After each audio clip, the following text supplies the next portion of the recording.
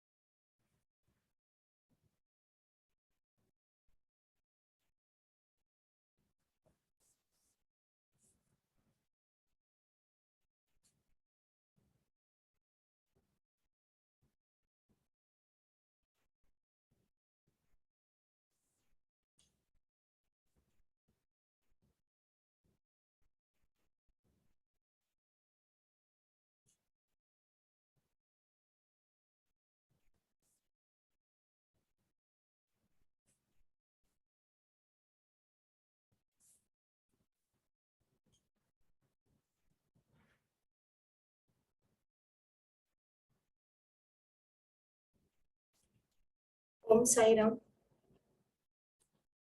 आज का अध्याय चैप्टर नंबर 33, उदी की महिमा। आज हम जानेंगे उदी के बारे में, विभूति जो बाबा के समाधि मंदिर में आज भी वितरण होती है, उसकी महिमा क्या है, उसका महत्व क्या है, उसके लिए आज हम जानेंगे। इससे पहले गुरु का आशीर्वाद लेके, सदगुरु का प्यार लेके, उनको प्रणाम करके हम ये अध्याय शुरू करेंगे। गुरुर्ब्रह्मा गुरुर्विष्णु गुरुर्देवो महेश्वरः, गुरुः साक्षात् परब्रह्म, तस्मै श्री गुरुवे नमः। ओम शांति शांति शांति।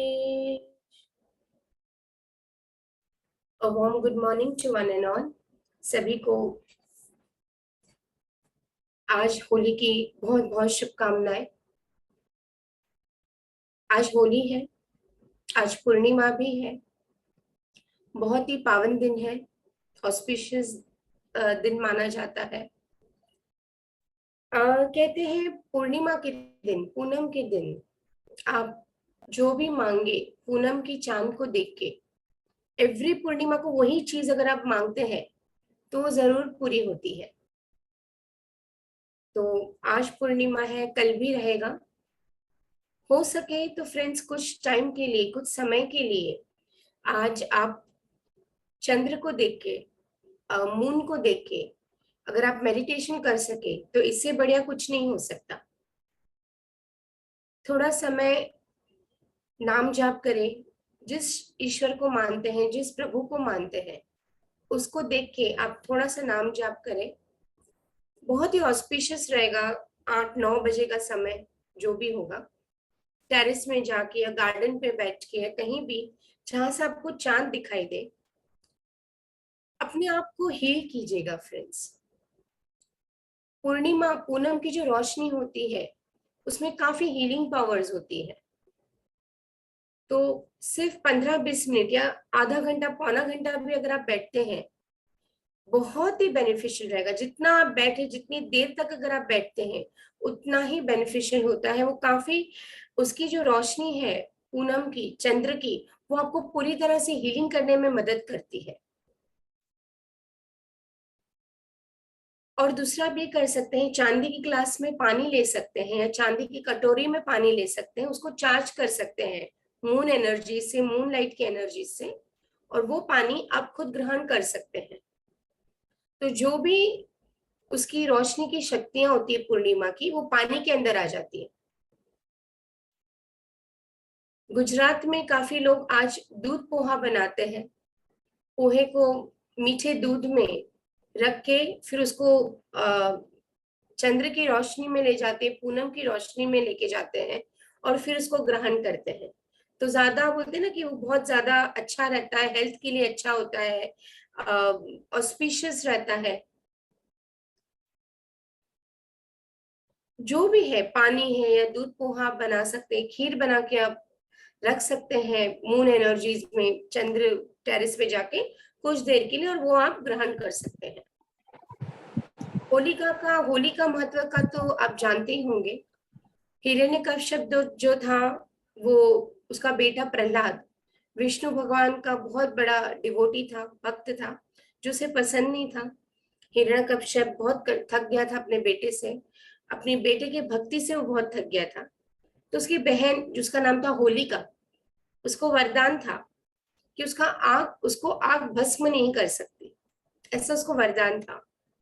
तो हिरण्यकश्यप उसको बोलते हैं होलिका को कि तू प्रहलाद को लेके बैठ जा अग्नि में, प्रहलाद तो भस्म हो जाएगा, तुझे कुछ नहीं होगा। और वो अपने भाई की बात मान के वो बैठ जाती है। होता एकदम बिल्कुल उसके विपरीत है, प्रहलाद को कुछ नहीं होता है और होलिका जो है वो खुद भस्म हो जाती है। ये शक्ति है उस भगवान की, भक्त की भक्ति की बात है। उसी दिन को हम होली का दिन कहते हैं। आज के दिन जो भी होलिका दहन जो होता है, उसका जो होली हम ये करते हैं, लाइट करते हैं, उसके आजू बाजू हम प्रदक्षिणा करते हैं, नारियल हम देते हैं, जो भी हमारी कमजोरियां हैं, जो भी हमारी तकलीफें हैं, वो हम सारा उसको ग्रहण करके उसका हम दहन करवाते हैं, ऐसे माना जाता है। बेसिकली वही है कि अंत सबका वही होता है, लेकिन भक्ति कभी मरती नहीं है फ्रेंड्स। जो प्रेयर्स हम करते हैं, जो भक्ति हम करते हैं, जो डिवोशन होता है हमारे सदगुरु के प्रति, वो कभी नहीं मरता है। और आज कोइंसिडेंस है, थर्सडे है, गुरुवार है, अपना जो अध्याय है वो भी उदी के बारे में है। आज होली का दहन है, आज पूर्णिमा है, बहुत ही ऑस्पिशियस डे है। एवरी पूनम के दिन फ्रेंड्स ये जरूर कीजिए, एक ही चीज आप मांगे पूर्णिमा को देख के, अगर आपके वो कार्मिक में नहीं आती, डेफिनेटली वो आपको मिलेगी। अगर बाबा का ग्रेज रहेगा, आपके इंटेंशंस अच्छे रहेंगे, तो जरूर वो आपको चीज मिलेगी फ्रेंड्स। तो अपने आप को वो पूर्णिमा, वो पूनम की रोशनी को अंदर लीजिए, अपने अंदर ग्रहण कीजिए, मेडिटेशन कीजिए, मंत्र चैंटिंग कर सकते हैं आप। जो भी हो, आज के दिन आप जो भी करेंगे, आप पूर्णिमा के दिन आप जो भी करते हैं, उसका 10 टाइम्स आपको फल मिलता है। जो नॉर्मल डेज में मिलता है उससे 10 गुना ज्यादा आपको फल मिलता है। तो आप मेडिटेशन कीजिए, आप मंत्र जाप कीजिए, कुछ नहीं है ना, सिर्फ बैठिएगा, सिर्फ आंख बंद के वो पूनम की एनर्जीज को अपने बॉडी में सोक कर लीजिएगा, आपको बहुत ही अच्छा रहेगा। बहुत इम्बैलेंस हो जाता है इन दिनों में, जो सेंसिटिव या इमोशनल लोग होते हैं वो ज्यादा सेंसिटिव और इमोशनल हो जाते हैं। पूर्णिमा के दिन अगर आप रेगुलरली ये चीज करते हैं, बहुत बेनिफिट होगा। एनीवे, आते हैं अध्याय 33, हम स्टार्ट करेंगे उदी की महिमा के बारे में। स्क्रीन पे आप देख रहे हैं उदी के बारे में मंत्र है बाबा का, जो उदी के लिए है, आप बाद में देख सकते हैं। उदी की महिमा 2 पार्ट्स में डिवाइडेड है। आज हम पहला पार्ट पढ़ेंगे, भाग 1, बिच्छू का डंक, प्लेग की गांठ, जामनेर का चमत्कार, नारायण राव, बाला बुआ सुतार, अप्पा साहेब कुलकर्णी और हरिभाव कर्णिक। ये जो भी भक्त हैं, किस तरह से उदी ने उनकी जिंदगी बदल दी, उनकी जान बचाई, उनकी तकलीफों का समाधान किया, उसका आज हम श्रवण करेंगे।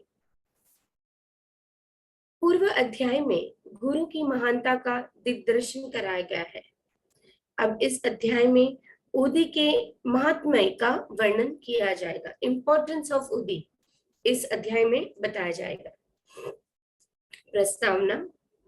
आओ पहले हम संतों के चरण में प्रणाम करें, जिनकी कृपा दृष्टि मात्र से ही समस्त पाप समूह बस भस्म होकर हमारे आचरण के दोष नष्ट हो जाएंगे। उनसे वार्तालाप करना हमारे लिए शिक्षाप्रद और अति आनंददायक होता है। वे अपने मन में यह मेरा और वो तुम्हारा ऐसा कोई भेद नहीं रखते। इस प्रकार के भेदभाव की कल्पना उनके हृदय में कभी भी उत्पन्न नहीं होती। उनका ऋण इस जन्म में तो क्या, अनेक जन्मों में भी ना चुकाया जा सकेगा। उदी यानी कि विभूति। यह सर्वविदित है कि बाबा सबसे दक्षिणा लिया करते थे तथा उस धनराशि में से दान करने के पश्चात जो कुछ भी शेष बचता उससे वह ईंधन मोल लेकर सदैव धूनी प्रज्वलित रखते थे। इसी धूनी की भस्म उदी कहलाती है। भक्तों के शिरडी से प्रस्थान करते समय वो भस्म मुक्त हस्त से उन सभी के को वितरित कर दी जाती थी। इस उदी से बाबा हमें क्या शिक्षा देते हैं? कहते हैं कि अगर आप साईं भक्त है, साईं डिवोटी है, तो बाबा की उदी होना साक्षात साईं होना रिसेंबल करता है। अगर आपके घर में साईं बाबा की उदी है, मतलब साईं बाबा आपके घर में विराजमान है, आपकी सेवा आपकी रक्षा कर रहे हैं। उदी यानी कि विभूति, आज भी अगर आप समाधि मंदिर, अभी तो काफी कमर्शियल हो गया है, हर एक आप दर्शन में एक ही इंसान को एक उदी का पैकेट दिया जाता है, बट वो भी बहुत बड़ी बात है फ्रेंड्स। हम सभी को पता है कि जब से बाबा ने उदी प्रज्वलित की है, आज भी अग्नि प्रज्वलित की है, आज भी उसमें से उदी निकलती है। आज भी वो इतने सालों के बाद, 104 साल अप्रोक्सीमेटली होने के बाद भी आज भी लोगों को उदी पे उतना ही विश्वास है।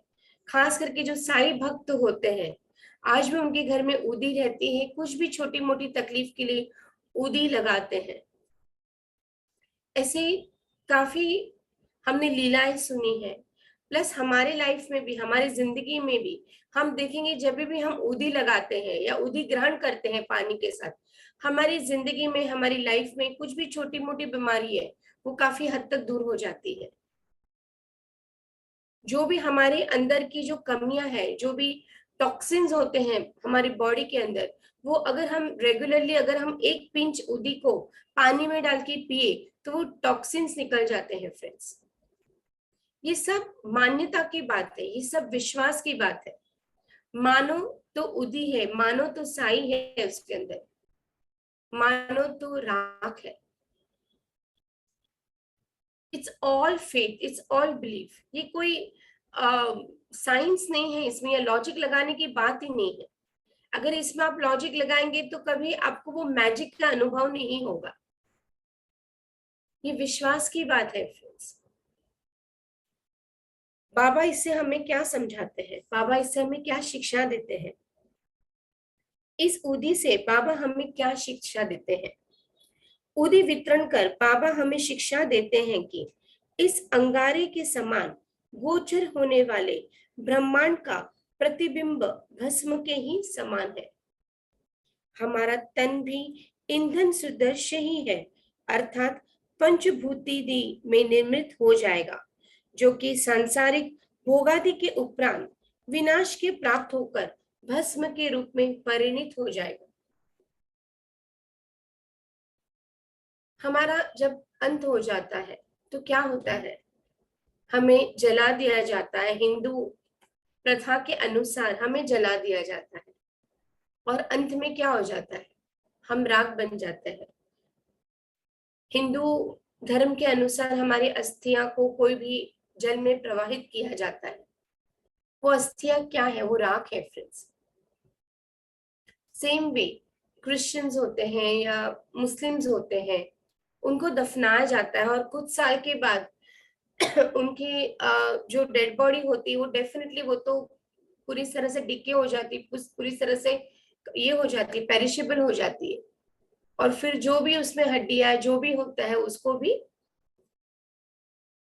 प्रवाहित किया जा सकता है या प्रवाहित करते हैं लोग।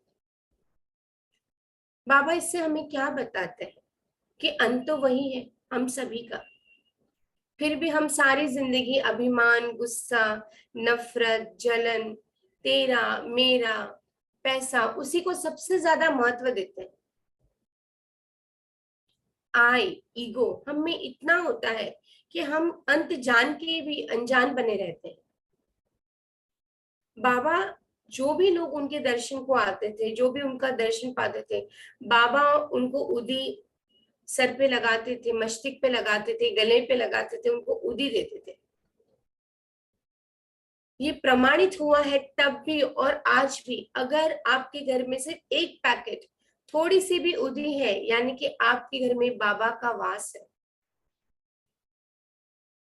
भौतिक स्तर पे भी लोगों को बहुत बेनिफिट्स हुए हैं फ्रेंड्स उदी के साथ। कहा ना, मानो तो उदी है, मानो तो राख है। भक्तों को इस बात की स्मृति दिलाने के हेतु ही अंत में यह देह भस्म सुदर्श होने वाली है, बाबा उदी वितरण किया करते थे। बाबा इस उदी के द्वारा एक और भी शिक्षा प्रदान करते थे कि इस संसार में ब्रह्मा ही सत्य है और जगत मिथ्य है। इस संसार में वस्तुत कोई किसी का पिता, पुत्र अथवा स्त्री नहीं है। हम जगत में अकेले ही आए हैं और अकेले ही जाएंगे। हम सब जानते हैं, सब समझते हैं, फिर भी हम अनजान बने रहते हैं। अकेले ही आए हैं, अकेले ही जाएंगे। भले ट्विंस होते हैं, फिर भी हर एक ट्विंस की किस्मत अलग होती है। आते भी है तो कुछ सेकंड के बाद, कुछ मिनटों के बाद ट्विंस आते हैं और अपने अपनी गति अनुसार ही जाते हैं। हमारा अंत जानकर भी हम इतनी सारी चीजें, इतनी सारे प्रॉब्लम्स में हम फंस जाते हैं, क्योंकि वो ईगो, वो तेरा मेरा कभी छुटता ही नहीं है। बाबा हमेशा उदी देते थे, कहते थे गोनिया गोनिया लेके जाओ मेरे पास से। अपने हाथों से वो देते थे। तो शक्ति उदी में नहीं थी, वो बाबा के हाथों में थी। लेकिन आज भी उदी की प्रामाणिकता, उदी का मैजिक आज भी लोगों के साथ होता है फ्रेंड्स। ये सब विश्वास की बातें हैं। It's all about faith. बाबा उदी में है, बाबा जल में है। जैसे हम बोलते ना प्रसाद, भगवान का प्रसाद, तो उदी इट्स लाइक अ प्रसाद। तो कभी भी हम शिरडी जाते हैं तो कोई भी अगर साईं भक्त होगा तो हमसे पहले क्या बोलते हैं, बाबा की उदी लेके आना। कहते हैं ना हमसे, बाबा की उदी लेके आना, क्योंकि साक्षात बाबा है उसमें। आगे बढ़ते हैं। पूर्व पूर्व में ये देखने में आ चुका है और अब भी अनुभव किया जा रहा है कि इस उदी ने अनेक शारीरिक और मानसिक रोगों को स्वस्थ किया, प्रदान किया है। यथार्थ में बाबा तो भक्तों की दक्षिणा और उदी द्वारा सत्य और असत्य में विवेक तथा असत्य को त्याग का सिद्धांत समझाते थे। इस उदी से वैराग्य और दक्षिणा से त्याग की शिक्षा मिलती है। Very important. उदी से वैराग्य, वैराग्य यानी कि हमें ऐसा नहीं कि हमें सब छोड़ के बैठना है। काम धंधा छोड़ दे, प्यार छोड़ दे, कंपैशन छोड़ दे, काइंडनेस छोड़ दे, मेहनत करना छोड़ दे, पैसे कमाना छोड़ दे। नहीं, यहाँ पे वैराग्य, बाबा किस बात की वैराग्य करते हैं कि कोई चीज को अभिमान स्वरूप ना रखे, कोई चीज को पकड़ के ना रखे, छोड़ दे, क्योंकि अंत वही है, राखी है। तो बाबा हमें क्या समझाते हैं कि कितनी भी माया कर लो, कितनी भी चीजों को पकड़ लो, अंत में कुछ नहीं होने वाला। अकेले ही आए हो, अकेले ही जाओगे। कितना भी आपसे कोई प्यार करेगा, आपके साथ वो आपके साथ मरने नहीं आएगा। आप अकेले ही आपकी गति अनुसार जाएंगे। आपकी राख भी मरने के बाद भी, आपकी राख भी कोई पास में नहीं रखेगा। कहते जब हम जलाते हैं, जो इंसान मर जाता है उसको जब हम जला देते हैं, तो उसका कलश, जो भी उसकी हड्डियां है, जो भी राख है, जो भी है, उसको घर में नहीं लाते हैं, घर के बाहर ही रखते हैं। घर के अंदर नहीं लाते हैं उसे। मतलब सारी जिंदगी जिसको हमने अपना समझा उसको भी हम अंत में हमारे पास नहीं रह सकते। तो ये शिक्षा बाबा देते थे। दक्षिणा से त्याग, दान जो बाबा कहते थे, खास करके अन्न दान, अन्न का दान जो बाबा कहते थे, उससे क्या समझ में आता है कि दान करो, यानी कि जो मेरा है मेरा है। हम सोचते हैं ना कि 20 रुपए का दान करेंगे या 50 रुपए या 100 रुपए का, जो भी है, उससे अच्छा वही चीज मैं अपने बच्चे के लिए ले लूं, तो वही चीज मैं अपने लिए ले लूं। तो होता है ना काफी बार 100 रुपए का दान, क्यों? वो चीज मैं अपने लिए यूज कर सकता हूँ, अपने लिए यूज कर सकती हूँ, मेरे बच्चे के लिए यूज कर सकती हूँ। ये चीज को और 100 रुपए डालूंगी तो वो चीज मिल जाएगी। होता है ना हमारे दिमाग में। बाबा क्या कहते हैं? बाबा हमें यही समझाते हैं कि त्याग और त्याग की भावना उत्पन्न होती है, सैक्रिफाइस। हम कितना जमा करेंगे? हम सोना जमा कर सकते हैं, हम चांदी जमा कर सकते हैं, हम पैसे भी जमा कर सकते हैं, अन्न को जमा कर सकते हैं। हम दाल चावल लेते हैं 1 साल, 1.5 साल, 2 साल, उसमें भी हमें बहुत कुछ डालना पड़ता है, तब जाके वो 2 साल तक उसमें कीड़े वगैरह नहीं रहते। नॉर्मल अगर आप चावल लाओ, वो 3 महीने 4 महीने में उसमें कीड़े आने लग जाएंगे। लेकिन हम क्या डालते हैं? हम काफी बार वो कैस्ट्रॉल डालते हैं, कुछ दवाइयां डालते हैं कि भाई लॉन्ग टर्म रहे। लेकिन कितना रहता है? 1.5 2 साल, 3 साल, फिर वो खराब ही हो जाता है। क्योंकि वो इंसान उगाता है, इंसान बनाता है। इंसान का बस चले, अगर भगवान ने वो भी दिया होता तो वो सब लेके जाता अपने साथ ऊपर। घर भी ले जाता, अन्न भी लेके जाता, पैसे, प्रॉपर्टी, बॉन्ड्स, म्यूचुअल फंड सब ले जाता। लेकिन ऐसा तो नहीं है ना। सब यही हम रख के जाते हैं, अपनों के लिए रख के जाते हैं। पूरी जिंदगी हम मेहनत करते हैं अपनों। वो वो बुरा नहीं है, वो गलत नहीं है। गलत वो होता है उसमें मोह रखना, ये मेरा, ये मेरा, ये मुझे जरूरत होगा। हम काफी सारी चीजें ना सालों साल हमारे घर पे रहती है, हम यूज भी नहीं करते, फिर भी कभी तो काम आएगा। जो आपको 3 साल या 4 साल में काम नहीं आया, वो आपको 10 साल में कितना और कब काम आएगा? वो सारा क्लटर्स होता है फ्रेंड्स। कितनी चीजें हम अनयूज होती है हमारे घर पे, फिर वो कपड़े हो या कुछ बर्तन हो या कुछ भी चीजें हो, चाहिए अगर आप यूज नहीं कर रहे हैं रेगुलरली, उसको दान में दे दो, उसको यूज किसी और को यूज हो जाए। काफी बार हमने देखा ना, वो कपड़े पड़े ही रहते हैं, वो चीजें पड़ी ही रहती, वो जब तक खराब नहीं हो जाता है। वो अन्न में भी होता है, वो कभी काफी बार एक फ्रूट पड़ा रहता है तो पड़ा ही रहता है, फिर एंड में वो हम फेंक देते हैं। बाबा इससे हमें क्या शिक्षा देते हैं? अपने आप को, बाबा ये कहते हैं कि दान करो तो वैराग्य आएगा, दान करो तो देने का इच्छा अनुभव होगा। जो मेरा है जो पकड़ के हम रखते हैं ना, उससे धीरे धीरे हम उससे रिलीज होते जाएंगे फ्रेंड्स। इन दोनों के अभाव में इस माया रूपी भवसागर को पार करना कठिन है। इसलिए बाबा दूसरे के भोग स्वयं भोग कर दक्षिणा स्वीकार कर लिया करते थे। दूसरे के भोग, काफी बार हमने अध्याय में भी पढ़ा है, और खुद बाबा दूसरों की तकलीफ, अपने भक्तों की तकलीफ खुद पे ले लेते थे। हमने पिछले अध्याय में भी पढ़ा है किस तरह से बच्चे को बचा लिया उन्होंने आग में से, किस तरह से गिल्टियां, प्रॉब्लम्स अपने में ले लिया। आगे भी हम पढ़ेंगे किस तरह से तात्या की तकलीफ खुद पे ले ली, बीमारी खुद पे ले ली। वो गुरु और सदगुरु ही कर सकता है फ्रेंड्स। जब भक्तगण विदा लेते, तब वे प्रसाद के रूप में ऊदी देकर और कुछ उनके मस्तिष्क पर लगाकर अपना वृहद हस्त उनके मस्तिष्क पर रख देते थे। जब बाबा प्रसन्नचित होते, तब वे प्रेम पूर्वक गीत गाया करते थे। ऐसा ही एक भजन ऊदी के संबंध में भी है। बाबा सर पे ऊदी लगाते थे, फोरहेड पे लगाते थे, गले पे लगाते थे, प्रसाद के रूप में ऊदी देते थे। और उस पे भजन भी है। भजन की बोल है, रमते राम आओ जी, उदिया की गोनिया ले जाओ जी, ले जाओ जी। बाबा यह शुद्ध और मधुर स्वर में गाते थे। यह सब तो उदी के आध्यात्मिक प्रभाव के संबंध में हुआ, परंतु उसमें भौतिक प्रभाव भी था, जिससे भक्तों को स्वास्थ्य, समृद्धि, चिंता मुक्ति एवं अनेक शारीरिक सांसारिक लाभ प्राप्त होते थे।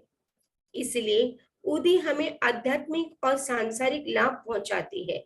अब हम उदी की कथाएं प्रारंभ करते हैं।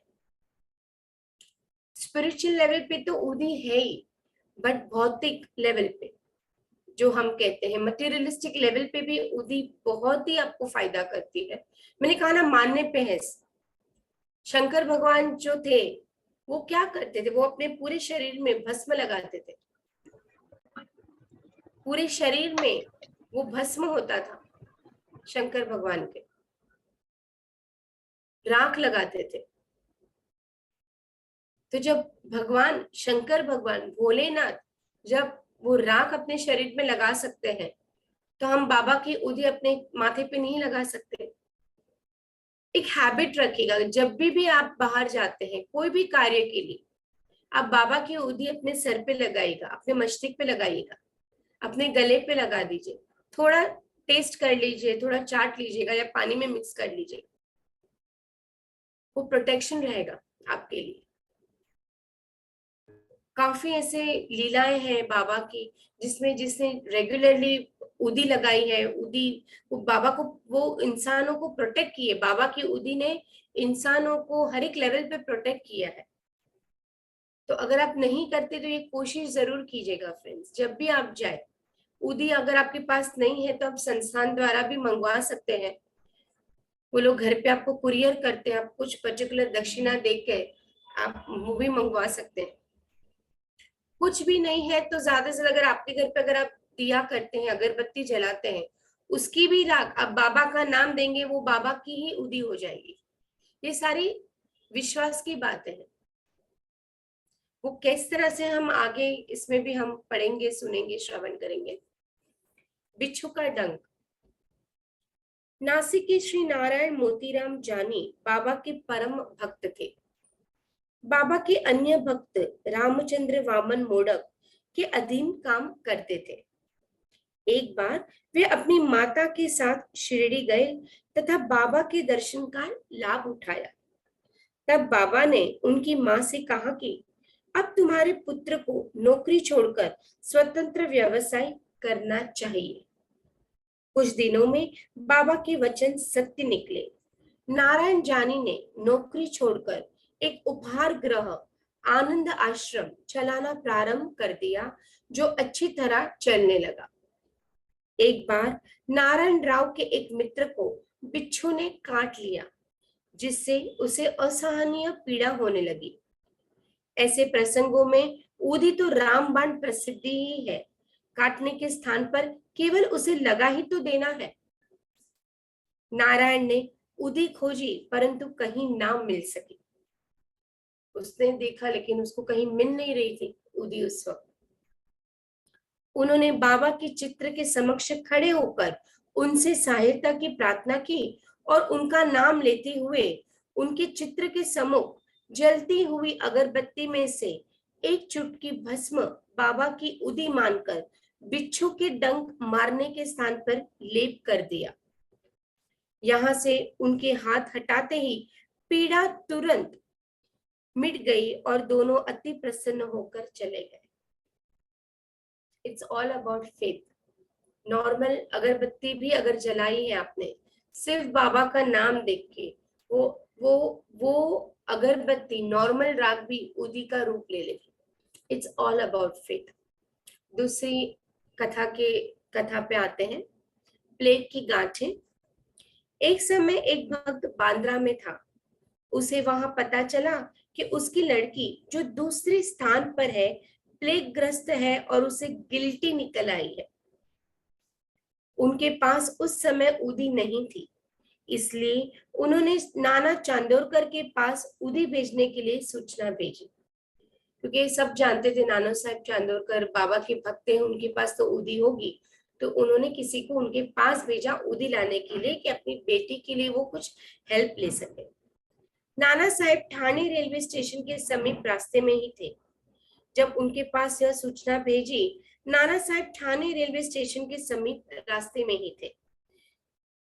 वे अपनी पत्नी सहित कल्याण जा रहे थे। उनके पास भी उस समय उदी नहीं थी। अब नाना साहेब चांदोरकर के पास भी उस समय तो उदी नहीं थी, तो उन्होंने क्या किया, इसलिए उन्होंने सड़क पर से कुछ धूल उठाई और श्री साईं बाबा का ध्यान कर उनसे सहायता की प्रार्थना की तथा उस धूल को अपनी पत्नी के मस्तिष्क पर लगा दिया। धूल को पत्नी पत्नी के मस्तिष्क पर लगा दिया। उसने हेल्प मांगी बहुत ही बाबा से और पत्नी के मस्तिष्क पर लगा था। बीमार कौन था, वो भक्त की लड़की, लेकिन उन्होंने अपनी पत्नी के मस्तिष्क पर लगा दिया। वो भक्त खड़े खड़े यह सब नाटक देख रहा था। जब वो घर लौटा तो उसे जानकर अति हर्ष हुआ कि जिस समय से नाना साहब ने ठाणे रेलवे स्टेशन के पास बाबा से सहायता करने की प्रार्थना की, तभी से उनकी लड़की की स्थिति में पर्याप्त सुधार हो चला था, जो गत 3 दिनों से पीड़ित थी।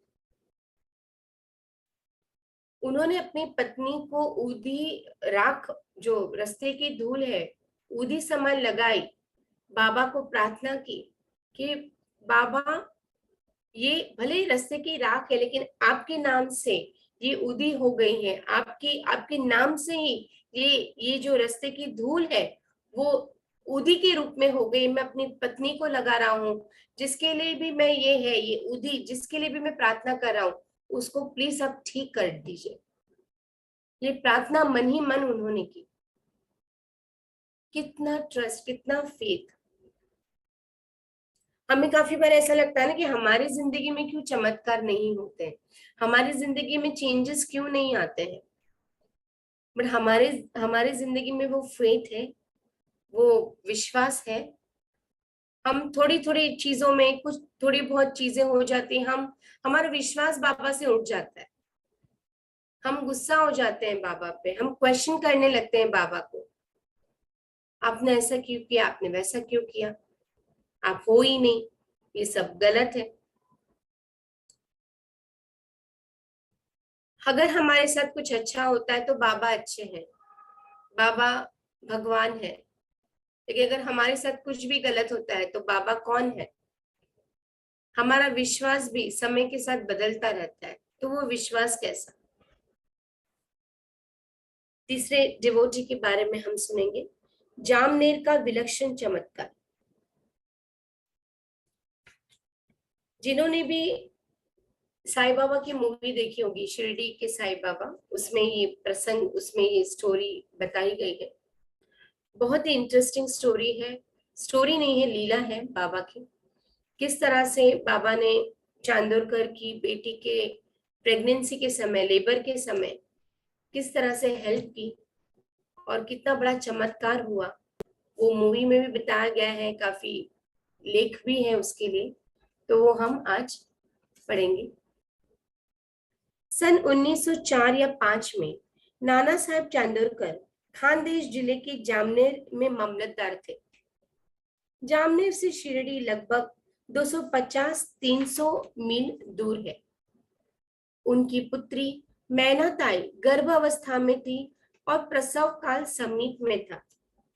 वो प्रेग्नेंट थी और कभी भी हो सकता था उनको बच्चा, लेबर में जाने की कभी भी समय आ सकता था। उस वक्त तो हॉस्पिटल्स तो थे लेकिन उतने नहीं थे और उतनी फैसिलिटीज भी नहीं थी। आज 2000, ये बात है 1900 की, 1904 1905 के समय की बात है। कितने साल हो गए इस बात को, आज हम 2022 में है, तो उस समय की बात है। तो किस तरह से बाबा ने हेल्प की वो हम आगे श्रवण करेंगे। उसकी स्थिति अति गंभीर थी। 2 या 3 दिनों से उसे प्रसव वेदना हो रही थी। उसको काफी लेबर पेन हो रहा था 2-3 दिन से। और चांदोरकर जी बहुत मानते थे बाबा को और बहुत ही हेल्पफुल थे लोगों के लिए। कहते हैं उस वक्त उनके पास उदी नहीं थी क्योंकि उन्होंने किसी ब्रिटिश ऑफिसर को कुछ तकलीफ थी तो उन्होंने उनको दे दिया था। तो उन्होंने अपने पास कोई भी उदी नहीं रखी थी उस वक्त। और कहते हैं कि उनकी जो पत्नी थी वो बहुत गुस्सा हो गई थी कि सब आपने दे दिया, एक उदी थोड़ी तो उदी रखते अपने लिए। लेकिन चांदोरकर जी को ऐसा था कि नहीं, जो तकलीफ में आए मैं उसको सब दे दूं। वैराग्य की भावना उनमें ऑलरेडी उत्पन्न हो चुकी थी, और बेटी को तकलीफ थी, माँ नहीं सहन कर सकती थी। और कहते हैं कि मेहनताई को काफी सालों से बच्चा नहीं हो रहा था, और बाबा के आशीर्वाद से वो प्रेग्नेंट हो गई थी, बाबा के दर्शन से वो प्रेग्नेंट हो गई थी। तो किस तरह से आगे बाबा ने हेल्प की वो हम पढ़ेंगे।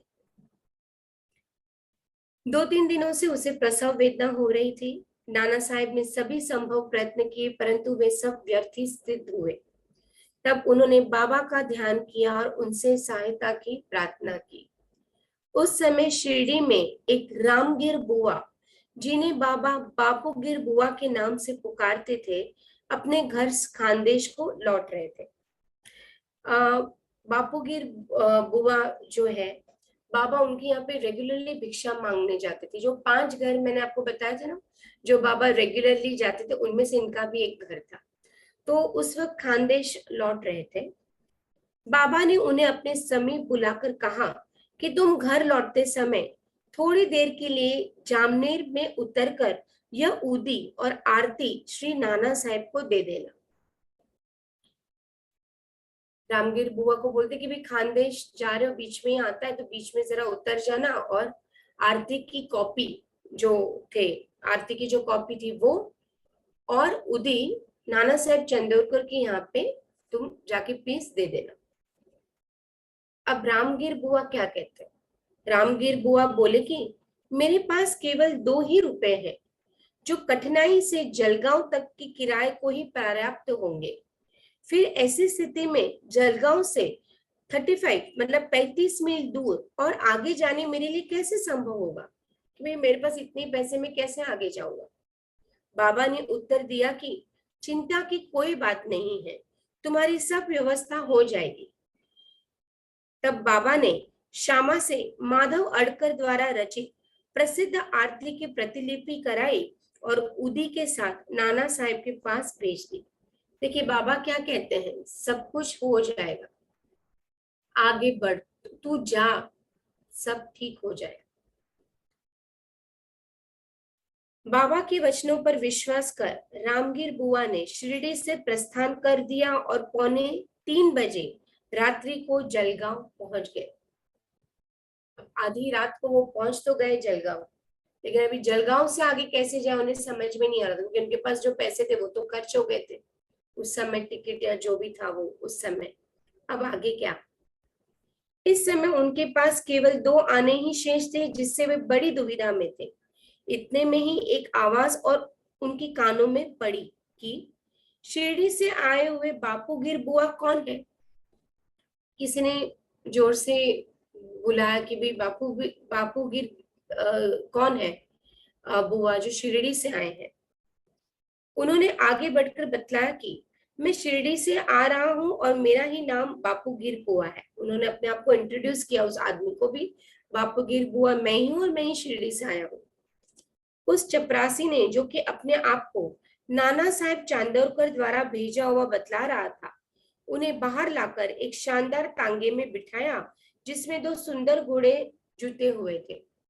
उन्होंने अपने आप को नाना साहेब चंदोरकर का आदमी बताया, सर्वेंट बताया, और रामगिर बुआ को बोला कि चलो आप आ जाओ, तांगे में बैठ जाओ, मैं आपको लेने आया हूं। अब वे दोनों रवाना हो गए। तांगा रोककर घोड़ों को पानी पिलाया। इसी बीच चपरासी ने रामगिर बुआ से थोड़ा सा नाश्ता करने को कहा। उसकी दाढ़ी और मूछे तथा अन्य वेशभूषा से उसे मुसलमान समझकर उन्होंने जलपान करना अस्वीकार कर दिया। हम इंसान होते हैं ना, फिर भी कुछ ना कुछ हमें शक या गलत लगता ही है। और रामगिर बुआ को तो लगा कि ये मुसलमान है, मैं कैसे अन्न जल ले सकता हूँ। कंडीशनिंग तो होती है हर एक इंसान में, हर एक लेवल पे कंडीशनिंग होती है, तो इनको भी वो एक कंडीशन था। तब उस चपरासी ने कहा कि मैं गढ़वाल का क्षत्रिय वंशी हिंदू हूँ। यह सब नाश्ता नाना साहब ने आपके लिए ही भेजा है, तथा उसमें आपको कोई आपत्ति या संदेह नहीं करना चाहिए। वो समझ गए कि भाई कुछ तो गड़बड़ है, तो उन्होंने रेक्टिफाई किया, उनको जवाब दिया। तब वे दोनों जलपान कर पुनः रवाना हुए और सूर्योदय काल में जामनेर पहुंच गए। रामगिर बुआ लघु शंका को हो गए और थोड़ी देर में जब वे लौट कर आए तो क्या देखते हैं कि वहां ना तो तांगा था, ना ही तांगे वाला, और ना ही तांगे के कोई घोड़े। उनको वॉशरूम जाना पड़ा। तो जैसे ही वो वॉशरूम करके आए तो देखा ना तांगा, ना जब जो इंसान, कोई कोई नहीं था, ना घोड़ा था, ना तांगा था, ना वंशज वो था, क्षत्रिय वंशिज था, वो कोई नहीं था। उनके मुख से एक शब्द भी ना निकल रहा था। उसको समझ ही नहीं पा रहा था अचानक सब कहाँ गायब हो गया। वे समीप ही कचहरी में पूछताछ करने गए और वहां उन्हें पता चला कि इस समय मामलतदार के घर पर ही है। जब वो आजू बाजू देखने लगे, पूछने लगे, तो उनको पता चला कि वो तो नाना साहब चंदोरकर के घर पे ही खड़े हैं, उनके घर पे वो आ चुके थे। वे नाना साहब के घर गए और उन्हें बतलाया कि मैं शिरडी से बाबा की आरती और उदी लेकर आ रहा हूँ। उस समय मैना ताई की स्थिति बहुत ही गंभीर थी और सभी को उसके लिए बड़ी चिंता थी। नाना साहब ने अपनी पत्नी को बुलाकर उदी को जल में मिलाकर अपनी लड़की को पिला देने और आरती करने को कहा। उन्होंने सोचा कि बाबा की सहायता बड़ी ही सामायिक थी। काम के समय पे जो भी इंसान आपको काम लगे वो ब्रह्मा का ही रूप है फ्रेंड्स। बिना काम के तो सब मिलते हैं, लेकिन जब आपको सबसे ज्यादा जरूरत है, जब आपको सबसे ज्यादा सहायता की जरूरत है, जब जो भी इंसान उस वक्त अगर आपकी सहायता करता है वो ब्रह्मा के ही स्वरूप है, वो साई ही है फ्रेंड्स। थोड़ी देर में ही समाचार प्राप्त हुआ कि प्रसव कुशलता पूर्वक होकर समस्त पीड़ा दूर हो गई। तब रामगिर बुआ ने नाना साहब को चपरासी, तांगा तथा जलपान आदि रेलवे स्टेशन पर भेजने के लिए धन्यवाद दिया। तो नाना साहब को यह सुनकर महान आश्चर्य हुआ कि वे कहने लगे कि मैंने तो कोई तांगा ना चपरासी ही भेजा था और ना ही मुझे शिरडी से आपके पधारने की कोई पूर्व सूचना ही थी। नाना साहब कहते मुझे तो कुछ भी नहीं पता था, मुझे कोई सूचना ही नहीं थी, तो मैं कैसे तांगा या किसी को भेजता। ठाणे की सेवानिवृत्त श्री बी.वी. देव ने नाना साहेब चांदोरकर के पुत्र बापू साहेब चांदोरकर और शिरडी के रामगिर बुआ से इस संबंध में बड़ी पूछताछ की और फिर संतुष्ट होकर श्री साई लीला पत्रिका भाग 13 नंबर 11, 12, 13 में गद्य और पद्य में एक सुंदर रचना प्रकाशित की है। ये जो भी इंसिडेंट था उन्होंने साई लीला मैगजीन में श्री बी.वी. देव ने मेंशन किया है। निम्नलिखित प्रसंग रामगिर बुआ की कथा अनुसार उद्धृत हुआ है। अब जो हुआ वो ही रामगिर बुआ ने किस तरह से बताया, वो पूरा वापस प्रकरण यहाँ पे बताया गया है। एक दिन मुझे बाबा ने अपने समीप बुलाकर एक उदी की पुड़िया और एक आरती की प्रतिलिपि देकर आज्ञा दी कि जामनेर जाओ और यह आरती तथा उदी नाना साहब को दे दो। मैंने बाबा को बताया कि मेरे पास केवल 2 ही रुपए हैं जो कि कोपरगांव से जलगांव जाने हैं और फिर वहां से बैलगाड़ी द्वारा जामनेर जाने के लिए अप्रायती है। बाबा ने कहा अल्लाह देगा। शुक्रवार का दिन था, वे श्रीगी रवाना हो गए। मैं मनमाड़ 6-6:30 बजे सायंकाल और जलगांव रात्रि को 2:40 पर पहुंचा। उस समय प्लेग निवारक आदेश जारी थे, जिससे मुझे असुविधा हुई और मैं सोच रहा था कि कैसे जामनेर पहुंचूं। रात्रि के 3 बजे एक चपरासी आया जो पैर में बूट पहने था, सिर पर पगड़ी बांधे था, वह अन्य पोशाक भी पहने थे। उसने मुझे तांगे में बैठा लिया और तांगा चल पड़ा। मैं उस समय भयभीत सा हो रहा था। मार्ग में पहूर के समीप मैंने जलपान किया, तब प्रातःकाल जामनेर पहुंचा। तब उसी समय मुझे लघु शंका करने की इच्छा हुई। जब मैं लौट कर आया तब देखा कि वहां कुछ भी नहीं है, तांगा और तांगे वाला अदृश्य हो चुका था। ये कितनी खूबसूरत लीला है फ्रेंड्स। सिर्फ दिल से याद करो बाबा को, सिर्फ दिल से हमें बाबा को याद करना है। जितना हम दिल से बाबा को याद करेंगे वो पक्का पहुंचेंगे। लेकिन हमारी भक्ति भी उतनी होनी चाहिए कि बाबा आए। वो शक्ति, वो विश्वास बहुत जरूरी है फ्रेंड्स, कि बाबा आए। अब हम और एक भक्त के बारे में जानेंगे, नारायण राव। भक्त नारायण राव को बाबा के दर्शनों का 3 बार सौभाग्य प्राप्त हुआ।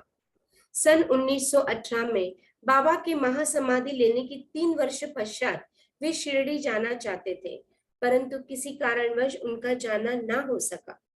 बाबा के समाधिस्थ होने के 1 वर्ष के भीतर बाबा का ध्यान करना उन्होंने प्रारंभ कर दिया।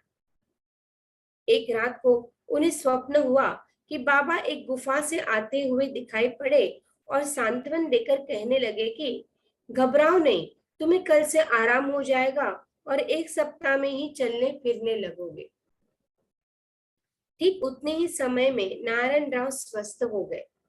अब यह प्रश्न विचारणीय है कि क्या बाबा देहधारी होने से जीवित कहलाते थे और क्या उन्होंने देह त्याग दिया इसलिए मृत हो गए? कितना खूबसूरत सा प्रश्न है कि वो हमारे बीच नहीं है इसके लिए वो हम उसको माने, या वो जब थे तब उन्हें माने।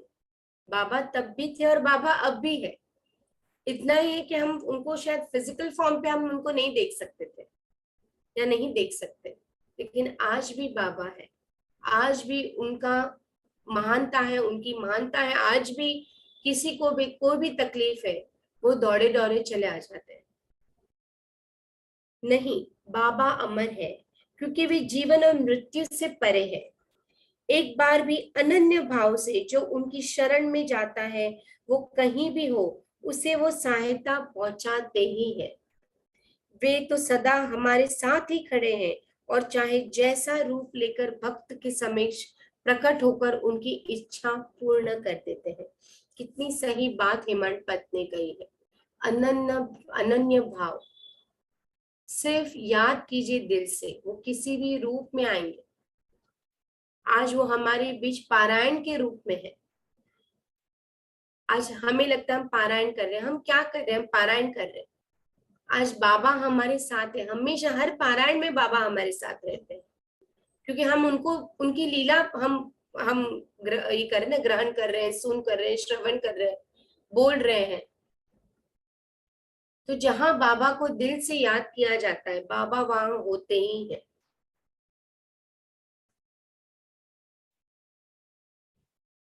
और एक भक्त अप्पा साहेब कुलकर्णी के बारे में जानेंगे। सन 1917 में अप्पा साहेब कुलकर्णी के शुभ दिन आए। उनका ठाणे के स्थानांतर हो गया। उन्होंने बाला साहेब भाटे द्वारा प्राप्त बाबा के चित्र का पूजन करना आरंभ कर दिया। उन्होंने सच्चे हृदय से पूजा की। वे हर दिन फूल, चंदन और नैवेद्य बाबा को अर्पित करते और उनके दर्शन की बड़ी अभिलाषा रखते थे। इस संबंध में इतना तो कहा जा सकता था कि भावपूर्वक बाबा के चित्र को देखने ही बाबा के प्रत्यक्ष दर्शन को सुदर्श्य है। नीचे लिखी कथा से यह बात स्पष्ट हो जाती है। बंबई का एक बाला बुआ नाम के संत थे। बाला बुआ सुतार के बारे में अब हम जानेंगे। अप्पा साहेब कुलकर्णी के बारे में इतना ही कहा गया है कि वो सिर्फ उनके चित्र को देख के ही उनको प्रे करते थे और उनको इतनी सारी लीलाएं उनकी जिंदगी में हुई, लेकिन सिर्फ चित्र को देख के ही। इसी तरह से बाला बुआ सुतार के बारे में भी हम आगे पढ़ेंगे। बंबई के एक बाला बुआ नाम के संत थे जो अपनी भक्ति, भजन और आचरण के कारण आधुनिक तुकाराम के नाम से विख्यात थे। सन 1917 में वे शिरडी आए। जब उन्होंने बाबा को प्रणाम किया तो बाबा कहने लगे, मैं तो इन्हें 4 वर्षों से जानता हूँ। बाला बुआ को आश्चर्य हुआ और उन्होंने सोचा कि मैं तो प्रथम बार ही शिरडी आया हूँ, फिर यह कैसे संभव हो सकता है। गहन चिंतन करने पर उन्हें बाबा के शब्दों का यथार्थ का बोध हो गया कि वह मन ही मन कहने लगे कि संत कितने सर्वव्यापक और सर्वज्ञानी होते हैं तथा अपने भक्तों के प्रति उनके हृदय में कितनी दया होती है। मैंने तो केवल उनके चित्र को ही नमस्कार किया था, तो भी यह घटना उनको ज्ञात हो गई। इसलिए उन्होंने मुझे इस बात का अनुभव कराया कि उनके चित्र को देखना ही उनके दर्शन करने का सुदृश्य है। सिर्फ कहीं उन्होंने चित्र देखा होगा बाबा का और उन्होंने सिर्फ उनको नमन किया, प्रे किया। और 4 साल के बाद जब वो बाबा को मिलने गए तो बाबा ने कहा कि मैं तो उनको 4 साल से जानता हूँ। तो उन्हें बहुत सरप्राइज हुआ, तो मैं तो पहली बार मिला हूँ। बहुत सोचने पर उन्हें पता चला अरे 4 साल पहले मैंने उनको सिर्फ फोटो को प्रे किया था, तो बाबा को उतना भी याद है। इससे हमें क्या पता चलता है फ्रेंड्स, दिल से किया हुआ एक नमस्कार भी बाबा को काफी है। बाबा, अगर हम एक नमस्कार भी करते तो बाबा भूलते नहीं है। तो हम सोचे कि हम जितना भी उनका नाम दें, जितना भी हम पारायण करें, क्या वो भूलेंगे? नहीं, वो कभी नहीं भूलते। वो बाबा है, वो कभी नहीं भूलते, वो अमर है। भले वो शरीर में थे, शरीरधारी थे, शायद वो हमारे बीच फिजिकल फॉर्म पे ना हो, लेकिन हमेशा वो हमारे साथ ही है। अब हम अप्पा साहब की कथा पर आते हैं। जब वे ठाणे में थे तो उन्हें भिवंडी दौरे पे जाना पड़ा, जहां से उन्हें एक सप्ताह में लौटना संभव ना था।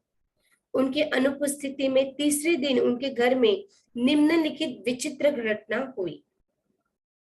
अब अप्पा साहब जो थे, जिनका हमने अभी पढ़ा, उनके बारे में हम आगे जानेंगे।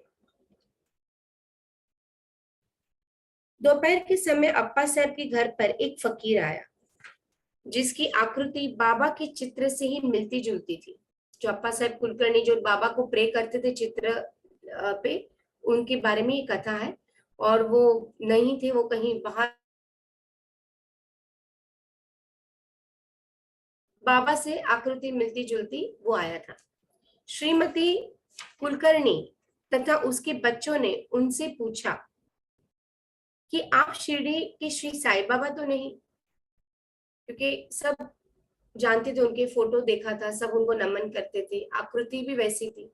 तो उनके बच्चों ने श्रीमती कुलकर्णी ने पूछा कि भाई आप साईं बाबा तो नहीं है? इस पर उत्तर मिला, वे तो साईं बाबा के आज्ञाकारी सेवक है, और उसकी आज्ञा से ही आप लोगों को कुशल कुशलता पूछने आए हैं। तो श्रीमती कुलकर्णी ने उन्हें 1 रुपया भेंट दिया। तब फकीर ने उन्हें उदी की एक पुड़िया देते हुए कहा कि इसे अपने पूजन में चित्र के साथ रखो। इतना कहकर वो वहां से चला गया। अब बाबा की अद्भुत लीला सुनिए। वो तो एक पुड़िया देके बोला कि इसको मंदिर में रखो चित्र के बाजू में, और वो तो चला गया। अब भिवंडी में अप्पा साहब का घोड़ा बीमार हो गया, जिससे वे दौरे पे आगे ना जा सके। वो निकले तो थे दौरे पे, लेकिन तभी उनका एक घोड़ा बीमार हो गया। तब उसी शाम में घर लौट आए। भिवंडी से उसी शाम वो उनको वापस घर आना पड़ा। वो 1 हफ्ते के लिए तो गए थे, लेकिन वो उनको वापस तीसरे दिन ही उनको वापस आ जाना पड़ा, क्योंकि उनका घोड़ा बीमार हो गया था। घर आने पर उन्हें पत्नी के द्वारा फकीर के आगमन का समाचार प्राप्त हुआ। उन्हें मन ही में थोड़ी अशांति सी हुई कि मैं फकीर के दर्शनों से वंचित रह गया, तथा पत्नी द्वारा केवल 1 रुपया दक्षिणा देना उन्हें अच्छा न लगा। उनकी वाइफ ने सब बताया कि भाई एक फकीर आए थे और मैंने उनको 1 रुपया दिया, उन्होंने उदी दी है। तो उन्हें बहुत ही दुख हुआ कि 1 ही रुपया दिया, और उसे ये भी अफसोस हुआ कि मैं दर्शन नहीं कर सका। उसे बहुत अफसोस हुआ। वे कहने लगे कि यदि मैं उपस्थित होता तो 10 रुपए से कम कभी ना देता। अब सुनिएगा फ्रेंड्स, 10 रुपए से कम कभी ना देता। तब वे भूखे ही फकीर की खोज में निकल पड़े। उन्होंने मस्जिद एवं अन्य कई स्थानों पर खोज की, परंतु उनकी खोज व्यर्थ ही सिद्ध हुई। वो फकीर उन्हें कहीं मिला नहीं। पाठक अध्याय 32 में कहे गए का स्मरण करें। हमने जो पिछले अध्याय में क्या पढ़ा, भूखे पेट, बाबा कहते थे ना उपवास अमान्य। बाबा हमेशा कहते थे, उपवास को बाबा मान्य नहीं रखते थे। बाबा हमेशा कहते थे जो उपवास करते हैं उनका मन कभी शांत नहीं होता है, ना ज्यादा खाए ना कम खाए, लेकिन उपवास करना बाबा को बिल्कुल पसंद नहीं था। बाबा हमेशा करते कि मेरे भक्त भूखे रहे, होली के समय पे या कोई भी तीज त्योहार में भूखे रहे, उन्हें अच्छा नहीं लगता था। तो यहाँ पे क्या कहते हैं, भूखे पेट ईश्वर नहीं करनी चाहिए। जब भूख होती है पेट में तब मन विचलित होता है, तब भगवान में भी ध्यान नहीं रहता है। तो ये तो भूखे पेट ही निकल गए थे वो फकीर की खोज में। अप्पा साहब को शिक्षा मिल गई। भोजन के उपरांत वे जब अपने मित्र श्री चित्रे के साथ घूमने निकले तब थोड़ी ही दूर जाने पर उन्हें सामने से एक फकीर द्रुत गति से आता हुआ दिखलाई पड़ा। तभी उसका इच्छा तो थी वो फकीर से मिलने। जब वो ऐसे राउंड मारने गए अपने फ्रेंड के साथ, तब उन्होंने देखा कि एक फकीर सामने से आ रहा है। अप्पा साहब ने सोचा, यह तो वही फकीर प्रतीत होता है जो मेरे घर पर आया था, तथा उसकी छवि भी बाबा के चित्र के अनुरूप ही है। बाबा ने अरे फकीर ने तुरंत ही दक्षिणा मांगी। अप्पा साहब ने उन्हें 1 रुपया दे दिया। तब वो और मांगने लगा। अब अप्पा साहब ने 2 रुपए दिए, तब भी उसे संतोष। अब देखिए फ्रेंड्स, कैसी लीला है। वो चाहते थे, उन्होंने अपनी वाइफ से कहा क्या कहा था कि मैं 10 रुपए से कम नहीं देता अगर मैं होता तो। उनकी इच्छा थी वो फकीर से मिले, फकीर मिला भी। फकीर ने सीधा क्या किया, दक्षिणा मांगी। उनके पास जितने जितने पैसे देते रहे वो देते, वो फकीर और मांग रहा था और मांग रहा था और मांग रहा था। अब अप्पा साहब ने 2 रुपए दिए, तब भी उसे संतोष न हुआ। उन्होंने अपने मित्र चित्रे से 3 रुपए उधार लेकर दिए, फिर भी वो मांगता ही रहा। उस वक्त 3 रुपए भी बहुत बड़ी बात थी। उनके दोस्त के साथ थे, उनके दोस्त से उधार मांग के उन्होंने वो फकीर को पैसे दिए, फिर भी वो और मांग रहा था। तब अप्पा साहब ने उसे घर चलने को कहा। अप्पा साहब ने कहा होगा कि भाई मेरे पास पैसा नहीं है, इसके पास भी पैसा नहीं है, आप कृपया करके घर पे आ जाइए, मैं दे दूंगा आपको। सब लोग घर आए और अप्पा साहब ने उन्हें 3 रुपए और दिए, अर्थात कुल 9 रुपए। ठीक है। फिर भी वो असंतुष्ट प्रतीत होता था और मांगे ही जा रहा था। तब अप्पा साहब ने कहा कि मेरे पास तो 10 रुपए का नोट है। तब फकीर ने नोट ले लिया और 9 रुपए लौटाकर चला गया। अब देखिए कितनी बड़ी लीला है बाबा की। जितने पैसे अप्पा साहब देते गए, वो फकीर तो लेता गया। लास्ट में 9 रुपए तक तो उन्होंने दे दिया था, और लास्ट में फिर भी फकीर क्या मांग रहा था, और मांग रहा था दक्षिणा। तब अप्पा साहब ने क्या किया, मेरे पास तो 10 रुपए है, तो उन्होंने 10 रुपए ले लिए, नोट ले लिया, और जो 9 रुपए अभी तक 2-2 1-1 रुपए करके जो भी अप्पा साहब ने दिए थे, वो बाबा ने उनको वापस लौटा दिए, वो फकीर ने उनको लौटा दिए। फकीर के हाथ में जो रुपए थे, जो पैसे थे, कॉइन्स थे, उनके हाथ स्पर्श हो गए, उन्होंने वापस उनको लौटा दिए। तब फकीर ने नोट ले लिया और 9 रुपए लौटाकर चला गया। अप्पा साहब ने 10 रुपए देने को कहा था, इसलिए उससे 10 रुपए ही ले लिए, और बाबा द्वारा स्पर्शित 9 रुपए उन्हें वापस मिल गए। अंक 9 रुपए अर्थपूर्ण है तथा नवविधा भक्ति की ओर इंगित करता है। हमने जो 21वें अध्याय में हमने जो श्रवण किया था, नवविधा भक्ति, 9 प्रकार की भक्ति हमने पढ़ा था फ्रेंड्स, जिसमें दास्य भक्ति हो जाता है, कीर्तन भक्ति हो जाता है, नाम स्मरण हो जाता है। इस तरह की 9 भक्ति के बारे में हमने पढ़ा था। अगर आपको याद है, घोड़े के 9 लीद याद है आपको, जो हमने पढ़ा था, वो 9 कहते ना, बाबा को 9 नंबर से बहुत प्यार था। 9 नंबर उनका फेवरेट नंबर था। कहते हैं 9 नंबर में सारा ब्रह्मांड समाया है। 108 बार हम क्यों बोलते कि 108 बार मंत्र का जाप करो। 108 यानी कि 1 + 0 + 8 कम्स टू 9। ओके। इवन जो माला होती है जिसको हम नाम जाप के लिए यूज करते हैं, तुलसी माला जो भी, वो भी 108 कण होते हैं उसमें, तो वो भी टोटल 9 है। 9 का अगर आप टेबल देखेंगे, मल्टीप्लाई करेंगे, कोई भी नंबर को अगर आप मल्टीप्लाई करेंगे 9 नंबर का, वो वापस 9 नंबर पे ही आएगा।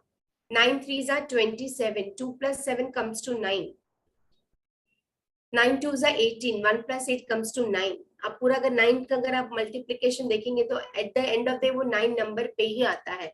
तो 9 का इम्पोर्टेंस बहुत है बाबा की लाइफ में। तो इसमें यही बताया गया कि अंक 9 रुपए अर्थपूर्ण है तथा नवविधा भक्ति की ओर इंगित करता है। यहाँ ध्यान दे कि लक्ष्मीबाई को भी उन्होंने अंत समय में 9 रुपए ही दिए थे। अंत समय लक्ष्मीबाई को 9 कॉइन्स दिए थे, 9 रुपए दिए थे, आज भी है उनके घर पे। ठीक है। उदी की पुड़िया खोलने पर, जो वो फकीर ने उदी की पुड़िया दी थी ना उनकी वाइफ को, वो उन्होंने खोली। उदी की पुड़िया खोलने पर अप्पा साहब ने देखा कि उसमें फूल के पत्ते और अक्षत है, कुछ फूल के पत्ते हैं और अक्षत यानी कि थोड़े चावल के दाने हैं। जब वे कालंतार में शिरडी गए तो उन्हें बाबा ने अपना एक केश भी दिया, बाबा ने अपना एक केश भी दिया था कुछ समय के बाद। उन्होंने उदी और केश को एक ताबीज में रखा और उसे वे सदैव हाथ पर बांधते थे। अब अप्पा साहब को उदी की शक्ति विदित हो चुकी थी। वे कुशाग्र बुद्धि के तो थे ही, प्रथम उन्हें 40 रुपए मासिक मिलते थे, परंतु बाबा की उदी और चित्र प्राप्त होने के पश्चात उनका वेतन कई गुना हो गया था और तथा उन्हें मान और यश भी मिला। इन अस्थायी आकर्षणों के अतिरिक्त उनकी आध्यात्मिक प्रगति भी शीघ्रता से होने लगी। उदी आने से उनकी इंक्रीमेंट हो गई, उनको मटेरियलिस्टिक भौतिक स्तर पे भी बहुत फायदा हुआ और आध्यात्मिक स्तर से तो फायदा होता ही है उदी लेने से। इसलिए सौभाग्यवश जिनके पास उदी है उन्हें स्नान करने के पश्चात मस्तक पर धारण करना चाहिए और कुछ जल में मिलाकर तीर्थ की तरह ग्रहण करना चाहिए। तो अगर आपके पास उदी है तो आपके पास बाबा है। और एक और कथा मैं सुनाऊंगी, इट्स रियल इंसिडेंट। और ये इंसिडेंट है शैलेश करके, ये ऑलमोस्ट श्री साई सागर मैगजीन 2011 के चैप्टर में ली गई है। ये बात है राजश्री और उसके हस्बैंड शैलेश खांडेकर की, जो पुणे में रहते हैं और दोनों ही बाबा के डिवोटीज थे। और उनकी एक सिस्टर थी शैलेश की, जो से वो बहुत प्यार करते थे। उन्होंने उसकी शादी करवाई सातारा में, और शादी के बाद उसके जो हस्बैंड थे, जो ब्रदर इन लॉ थे शैलेश के, जो बहन के हस्बैंड जो थे, वो अच्छे नहीं थे दुर्भाग्यवश, और उनकी बहन को बहुत मारते पीटते थे। उनका 6 महीने का बच्चा भी था, और इसी स्ट्रेस में, इसी टेंशन में शैलेश की जो बहन थी उसने सुसाइड कर लिया। सुसाइड करने के बाद शैलेश को बहुत दुख हुआ, बहुत ही तकलीफ हुई। उसने सोचा कि मैं अभी मेरी बहन को, जो जिसने पीड़ा दी है उसके हस्बैंड ने, मैं अभी उसको मैं कोर्ट तक घसीट लाऊंगा। तो उसने उनके तरफ कंप्लेन कर दी। शैलेश खुद पुलिस ऑफिसर था, तो उसने कोर्ट में केस डाल दिया। अभी शैलेश का जो बहन का हस्बैंड जो था, उसके भी बहुत सारे कॉन्टैक्ट्स थे। वो गलत सही करके कैसे भी करके वो जो प्रूफ्स थे वो मिटाना चाहता था, जो भी डॉक्यूमेंट्स थे वो सारा मिटाना चाहता था। बहुत ही गलत चीजें करता था वो। लेकिन शैलेश और उसकी वाइफ राजश्री को बाबा पे बहुत विश्वास था। उसको था कि हमको न्याय मिलेगा, हमारी बहन को न्याय मिलेगा जो मर चुकी है, और बाबा को बहुत दोनों चाहते थे। इसी के लिए उन्होंने 7 साल से केस चल ही रहा था, चल ही रहा था, लेकिन उन दोनों को बाबा पे विश्वास था कि उसको अपनी किए की सजा मिलेगी। एक बार ऐसा हुआ कि शैलेश बहुत ही बीमार पड़ गया, बहुत ही अचानक उसको सांस लेने में तकलीफ होने लगी, बीमार हो गया। तो उसको लगा कि मेरा अंत समय नजदीक है। तभी उसने बाबा का नाम स्मरण शुरू कर दिया था, और तब बाबा उसके सामने विट्ठल के रूप में है। उनके घर पे जो फोटो थी बाबा की, उसने देखा कि उसको सांस लेने में तकलीफ हो रही है शैलेश को, और उसको लगा कि मेरा अंत समय नजदीक आ गया, और उसने फोटो की तरफ देखा, बाबा का नाम स्मरण शुरू कर दिया। तब बाबा विट्ठल के रूप में, विट्ठल जिस तरह से खड़े होते हैं ना, दोनों कमर पे, दोनों हाथ कमर पे, उस पोजीशन पे आ गए। और शैलेश को बोलते, तुम क्यों चिंता करते हो, मैं हूं तो तुम्हें कोई चिंता करने की जरूरत नहीं है। और वो कहते हैं कि कुछ नहीं होगा, तुम बिल्कुल चिंता मत करो, और तुम तुरंत उदी ले लो। और जैसे ही उसने उदी ली, उसको बहुत ही अच्छा लगने लगा, और जो भी उसकी तकलीफें थी वो धीरे धीरे चली गई। और फिर बाद में कुछ समय के बाद, जो उनके शैलेश के जो हस्बैंड के उनकी सिस्टर के जो हस्बैंड थे, वो ब्लैक मैजिक भी करने लगे, क्योंकि केस इन लोगों ने कर लिया था। तो किसी भी तरह से शैलेश को वो तोड़ना चाहते थे, तो उन्होंने ब्लैक मैजिक कर दिया था शैलेश और उसकी वाइफ पे। और किसी अघोरी के द्वारा उन्होंने बहुत कुछ ब्लैक मैजिक कर दिया। लेकिन राजश्री और शैलेश की आदत थी, वो सुबह शाम उदी ग्रहण करते थे। थोड़ी सी ऊदी वो ले लेते थे, जिससे ये हो गया कि उनके लिए जो ब्लैक मैजिक किया था, जो अघोरियों ने ब्लैक मैजिक किया था, वो भी उनको हार्म नहीं किया, वो भी उनकी जो प्रॉब्लम थी वो भी हार्म नहीं किया। वो कैसे पता चला कि राजश्री रात को जब सो रही थी तो उसने सपने में देखा कि कुछ अघोरी लोग दो डॉल्स जो है उसको सुई, डॉल्स के अंदर सुई भोंक रहे हैं। और जैसे ही उन्होंने सुई भोंकी, यहाँ पे राजश्री को नींद में ही, सपने में ही बहुत दर्द हो रहा था शरीर पे, और बहुत ही दर्द होने लगा हस्बैंड वाइफ को। और जैसे ही दर्द होने लगा, राजश्री ने साईं बाबा का नाम स्मरण शुरू कर दिया, और जैसे जैसे वो साईं बाबा का स्मरण करने लगी, वैसे वैसे उसका दर्द कम होके पूरी तरह से गायब हो गया। और बाद में सपने में बाबा ने उसको बताया कि भाई वो कुछ नहीं कर पाएगा, तुम बस मेरी उदी लेते जाओ, तुम जो दिन रात जो उदी लेते हो उसी से उसने जो भी काली विद्या तुम पे की उसका असर नहीं हुआ। और जो अघोरी की ने जो काली विद्या ब्लैक मैजिक उन पे किया था राजश्री और शैलेश पे, वो पूरी तरह से यूज नहीं हुआ और वो बच गए। और कुछ सालों के बाद एक और चमत्कार हुआ उनकी लाइफ में और ये केस जीत गए।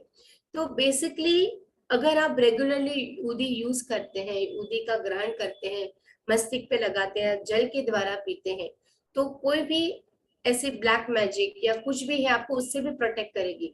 ये सारी बात फेथ की है फ्रेंड्स। जैसे मैं आपको बताती हूँ कि साईं बाबा डिवोटी स्पीक जो चैनल है जो मैं रेगुलरली देखती हूँ, उसमें वीना गुप्ता करके एक डिवोटी है बाबा की, मेरे ख्याल से दिल्ली में है। बाबा की बड़ी कृपा है उन पे, उनको भी बाबा पे बहुत ही विश्वास है फ्रेंड्स। उनके घर घर पे हमेशा चमत्कार होता रहता है। कहते हैं कि एवरी वेनसडे को वो बाबा की पादुका एक प्लेट में रख देती हैं वेनसडे रात को। दूसरे दिन जब थर्सडे को वो जब उठते हैं तो ऑलरेडी जल भरा होता है वो प्लेट में, यानी कि बाबा के पादुकाओं से पूरी रात में वो जल निकलता है और वो पूरी थाली ना जल से भर जाती है। उनके यहाँ पे अमृतवाणी होती है, उनके यहाँ पे सत्संग होता है। लोग बहुत ही मानते हैं, बीना गुप्ता है उनका नाम। एंड उनकी लीला मैंने सुनी उदी के बारे में, जल के बारे में, कि उनकी घर की जो नौकरानी थी, हाउस होल्डर हेल्प थी, उनको ना फाइब्रॉइड्स हो गए थे यूट्रस में, गांठें, ट्यूमर्स और फाइब्रॉइड्स हो गए थे। उन्होंने सोनोग्राफी करवाई तो उसमें पता चलता है कि उनकी जो नौकरानी है, हाउस होल्डर हेल्प है, उनको फाइब्रॉइड्स और ट्यूमर्स हो गए थे। तो डॉक्टर ने उनको सर्जरी करवाने के लिए कहा था। तो वो बहुत ही टेंशन में थी, बहुत ही स्ट्रेस थी। तो जिस दिन सर्जरी होनी थी उसके कुछ ही समय पहले फिर से उनको अल्ट्रासाउंड करवाना था। तो वो बहुत डरी हुई थी, तो वो इनके पास गए कि बोले कि मुझे बहुत डर लग रहा है, आज मेरा सर्जरी है, आज अल्ट्रासाउंड होने वाला है और उसके बेसिस पे मेरी सर्जरी होने वाली है, आपको तो पता है कि मुझे ये सब प्रॉब्लम है। तो वो वीना गुप्ता जी जो कहती होती, आप तुम चिंता मत करो, एक काम करो, ये बाबा का जल लो और उदी लो और कंटिन्यूस तुम, क्योंकि अल्ट्रासाउंड सोनोग्राफी में आपको पानी बहुत पीना पड़ता है फ्रेंड्स, जितना आप पानी पीते हैं उतना ही वो क्लियर सोनोग्राफी निकलती है। तो बते उन्होंने उनको गाइड किया कि आप पानी पियो और उदी लो बाबा की, कंटिन्यूस पानी पीते जाओ, सब बाबा पे छोड़ दो, वो करेंगे जो तुम्हारे लिए ठीक रहेगा, तुम चिंता मत करो। और ये डर के मारे जाती है, वो बॉटल में पानी दे देती है, उनके घर पे जो पादुकाओं से पानी निकलता है वही पानी देती है उनको, और पानी देती है, वो पानी पीती रहती है उनकी नौकरानी। और जब उसका नंबर आता है, जब अल्ट्रासाउंड होता है सोनोग्राफी में, तो डॉक्टर भी सरप्राइज हो जाते हैं, कोई फाइब्रॉइड्स नहीं होता है, कोई ट्यूमर नहीं होता है, यूट्रस पूरी तरह से अच्छा होता है, क्लीन होता है, कोई बीमारी नहीं होती, कोई सर्जरी नहीं होती। तो वो इतनी खुश हो जाती है। तो ये है शक्ति विश्वास की, ये है शक्ति उदी की, ये है शक्ति जल की। अगर आपके पास जल है तीर्थम के रूप में, अगर आपके पास जल है, जैसे मैंने आपको पहले भी बताया था कि बाबा अय्यर जो है वो जल देते हैं, वो कुरियर भी करते हैं। तो ये सारी विश्वास की बातें हैं फ्रेंड्स।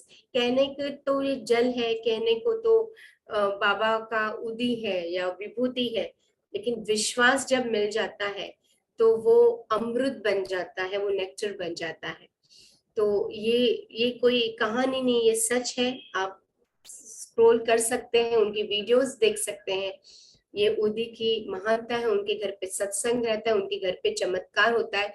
काफी जो बाबा के डिवोटीज हैं, काफी मैंने सुना है कुछ मूर्तियों में से मध यानी हनी निकलता है, कुछ में से उदी निकलता है, कुछ में से जल निकलता है। जैसा जिसका विश्वास है वैसा ही बाबा उसको अनुभव देते हैं। इसी के साथ एक लास्ट लीला पे आते हैं। ये जो भी लीला है मैं जो अभी पढ़ रही हूँ, ये तो तब की है जब बाबा शरीरधारी थे, लेकिन ये जो मैंने विनय विनय गुप्ता जी के बारे में जो मैंने आपको बताया, और जो मैंने शैलेश और राजश्री के बारे में बताई, तो बाबा के समाधि के बाद जो प्रेजेंट है तब की बात है। ये कुछ सालों की बात है, 5 साल या 10 साल पहले की बात है। आज भी लोगों को उदी की महानता होती है, आज भी उदी लेके लोगों की बीमारियां ठीक हो जाती। इट्स ऑल अबाउट बाबाज ग्रेस, बाबा का आशीर्वाद। आपकी शक्ति, आपकी शक्ति, आपकी भक्ति जितनी है आपकी शक्ति उतनी ही बढ़ती जाएगी। इसी के साथ हरिभाव करने की आखिरी कथा के साथ हम ये अध्याय यही समाप्त करेंगे। सन 1917 में गुरु पूर्णिमा के शुभ दिन दाणु जिला ठाणे के हरिभाव कर्णिक शिरडी आए तथा उन्होंने बाबा की यथाविधि पूजन किया। उन्होंने वस्तुएं और दक्षिणा आदि भेंट कर श्यामा के द्वारा बाबा से लौटने की आज्ञा प्राप्त की। वे मस्जिद की सीढ़ियों से उतरे ही थे कि उन्हें विचार आया कि बाबा को 1 रुपया और अर्पण करना चाहिए। वे श्यामा को संकेत से यह सूचना देना चाहते थे कि बाबा से जाने की आज्ञा प्राप्त नहीं हो चुकी है, परंतु इसलिए मैं वापस लौटना चाहता हूँ, लेकिन ये 1 रुपया भी मैं देना चाहता हूँ। परंतु श्यामा का ध्यान उसकी ओर नहीं गया, इसलिए वे घर को चल पड़े। मार्ग में वे नासिक में श्री कालाराम के मंदिर में दर्शन को गए थे। वो कालाराम मंदिर जो था नासिक में, वो वहां पे दर्शन के लिए चले जाते हैं। संत नरसिम्हा महाराज जो कि मंदिर के मुख्य द्वार के भीतर बैठा करते थे, भक्तों को वहीं छोड़कर हरिभाव के पास आए और उनका हाथ पकड़कर कहने लगे, मुझे मेरा रुपया दे दो। अब जो हरिभाव कर्णिक जो बाबा को रुपया देना चाहते थे, वही रुपया बाबा ने इनके द्वारा, कालाराम मंदिर के जो नरसिम्हा महाराज थे उनके द्वारा उन्होंने मांग लिया, मुझे मेरा रुपया दे दो। कर्णिक को बड़ा आश्चर्य हुआ और उन्होंने सर्ष रुपया दे दिया। उन्हें विचार आया कि मैंने बाबा को रुपए देने का मन में संकल्प किया था और बाबा ने यह रुपया नासिक के नरसिम्हा महाराज के द्वारा मुझसे ले लिया। इस कथा से सिद्ध होता है कि सब संत अभिन्न है तथा वे किसी न किसी रूप में एक साथ ही कार्य किया करते हैं। भले अलग अलग रूप हो, अलग अलग रंग हो, अलग अलग नाम हो, अलग अलग जो भी जाति प्राति हो, लेकिन सब संत एक ही है। तो इसी के साथ ये अध्याय यही समाप्त करूंगी। आज का दिन आपका मंगलमय हो, आने वाला सारा हफ्ता मंगलमय हो। जैसे मैंने कहा आज पूर्णिमा है, प्लीज ध्यान कीजिए, चैंटिंग कीजिए, अपने आप को हील कीजिए। बहुत ही अच्छा दिन है। जैसे मैंने आपको स्टार्टिंग में मैंने आपको कथा सुनाई कि आज का महत्व क्या है, आज होलिका दहन है। जिस तरह से हम होली में जो भी है हम नारियल डालते हैं, हम जो भी हम पूरी हम धुनी को दे देते हैं, हम समर्पित कर देते हैं, उसी तरह से जो भी हमारी कमियां हैं, बुराइयां हैं, वो हम है फ्रेंड्स। अपने आप को सो कर लीजिए, बहुत ही आनंद आएगा फ्रेंड्स। कुछ नहीं तो 15-20 मिनट अगर आप मेडिटेट करते हैं, आप मंत्र जाप करते हैं, वाटर को अगर आप चार्ज करते हैं और वही पानी आप पी लेते हैं, तो इससे बढ़िया और कुछ नहीं है। तो दान कीजिए, शुद्ध दान कीजिए, अन्नदान कीजिए, हमेशा ग्रेटफुल रहिए, थैंक यू कहिए, ग्रेटिट्यूडनेस रखिए। जो मिला उसके लिए भी थैंक यू, जो ना मिला उसके लिए भी थैंक यू। आज के दिन तो ज्यादा शुभ हो जाएगा दान के लिए, क्योंकि पूर्णिमा है, होली है, और जो जितना आपका बजट हो, जितना आपसे हो सके उतना दान कीजिएगा। इसी के साथ मिलते हैं हम नेक्स्ट थर्सडे को अध्याय 34 के साथ, उदी की महिमा भाग दूसरा। और ज्यादा लीलाएं और ज्यादा इंसिडेंट के साथ आऊंगी। मिलते हैं नेक्स्ट थर्सडे। इसी के साथ ओम साई राम, श्री सद्गुरु ओम साईनाथ साई राम। परम नमस्तु, शुभ भवतु। ओम साई राम।